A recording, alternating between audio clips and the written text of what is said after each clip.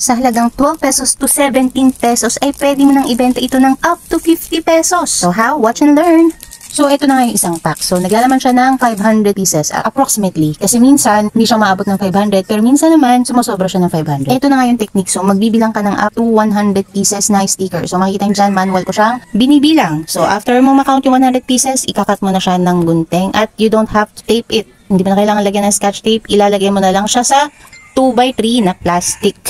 OPP na plastic with adhesive, or pwede rin namang wala para mas tipid kasi mas mura yung walang adhesive. Mabibili mo lang yan sa mga online shops like Shopee and Lazada. At kahit yung mga stickers na to, doon mo lang din siya mabibili. Pero tiyagaan lang din maghanap ng murang sticker. So kung gusto niyo malaman kung saan ko siya nabili, check nyo na lang sa description box, okay? Ito na nga ang finished product. So dahil 500 pieces siya, 500 divided by 100 equals 5. Diba? Galing ko sa math.